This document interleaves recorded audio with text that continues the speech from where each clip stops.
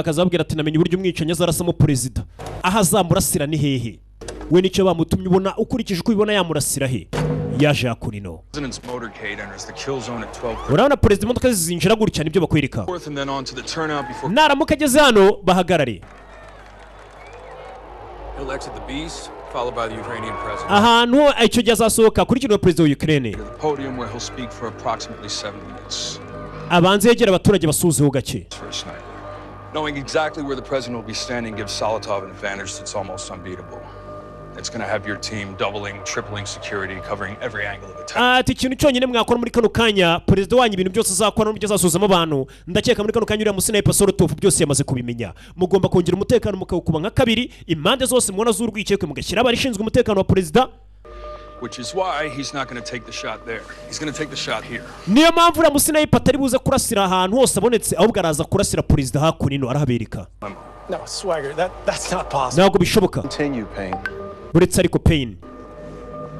The human head is roughly 22 inches in circumference. Ati urabona agatwe k'umuntu ahanini iyo kazengurutse gafite ubuzenguruka bungana 22. From his limo to the rope line. Wora perezida agihaguruka muri limo yakizamuka. At 1,000 yards, the shooter hara hakurya muri yards igihumbi to make the shot. hara no sniper yakamurasiye neza hano niho yamurasira akamumena itara Because you're moving in a giant flag is an obstruction. None kuki uriya mwicanyi atari azarasira perezida sasa umusore yarababwiye ati ahantu umwicanyi yarasira perezida hambere hamworohera kandi heza yarahaberetse atariko impamvu umwicanyi atazaharasira perezida nuko muzaba mwahatambitse idarapo rya Amerika rishobora gukingiriza umwicanyi niyo mpamvu atazahamurasira araribereka. I was classified. Iryo ryari ibanga wabimenye gute ko tuzamanura idarapo? I do my homework. Nabyizeho. On top of this parking garage at 1400 yards. Nanone kandi hakurya ku kigaraje gihari umuntu ashobora kuza kaparika imodoka pre-rig the mount to the exact height as long as he stops in the right spot. Naho akaba yahakorera akaza karasa perezida. Nibyo akwereka umusore kubabwira atanu hose umwicanyi yashoboka ko yarasira perezida ni hehe.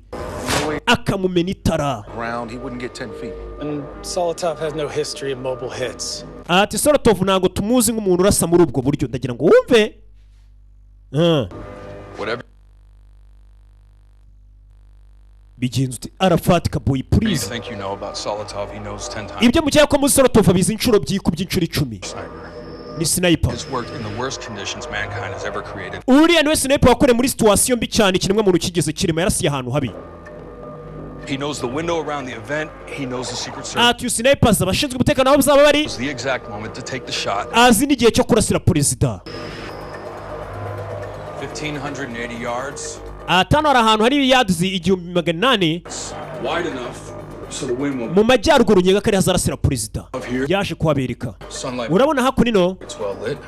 Perezida ari hara wamumena neza. Well, he won't shoot through glass. None se kira urazakirasa nacyo. Small wire. Kirora kirashara igihe kibangamira isasu rikaba ryayoba. Time to the shot.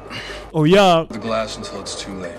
Ikirahure nukubanza kagituritsa akarekura n'isasu icyarimwe kugira ikirori kitica umuvuduko w'isasu naho yapimye perezida bamumena umutwe.